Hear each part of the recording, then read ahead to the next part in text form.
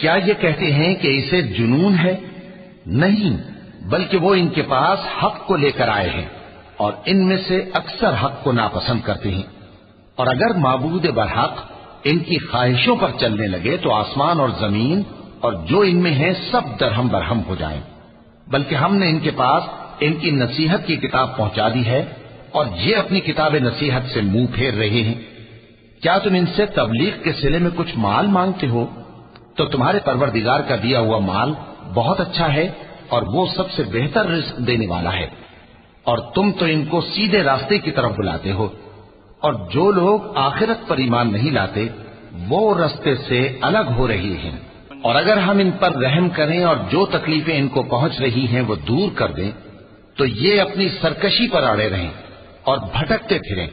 اور ہم نے ان کو عذاب میں بھی پکڑا تو بھی انہوں نے اللہ کے آگے عاجزی نہ کی، اور یہ عاجزی کرتے ہی نہیں، یہاں تک کہ جب ہم نے ان پر عذاب شدید کا دروازہ کھول دیا تو اس وقت وہاں نا امید ہو گئے۔ اور وہی تو ہے جس نے تمہارے کان اور آنکھیں اور دل بنائے، لیکن تم کم ہی شکر کرتے ہو۔ اور وہی تو ہے جس نے تم کو زمین میں پیدا کیا اور اسی کی طرف تم سب جمع ہو کر جاؤ گے۔ اور وہی ہے جو زندگی بخشتا اور موت دیتا ہے، اور رات اور دن کا بدلتے رہنا اسی کا تصرف ہے۔ کیا تم سمجھتے نہیں؟ بات یہ ہے کہ جو بات اگلے کافر کہتے تھے اسی طرح کی بات یہ کہتے ہیں کہ جب ہم مر جائیں گے اور مٹی ہو جائیں گے اور ہڈیوں کے سوا کچھ نہ رہے گا تو کیا ہم پھر اٹھائے جائیں گے؟ یہ وعدہ ہم سے اور ہم سے پہلے ہمارے باپ دادا سے بھی ہوتا چلا آیا ہے۔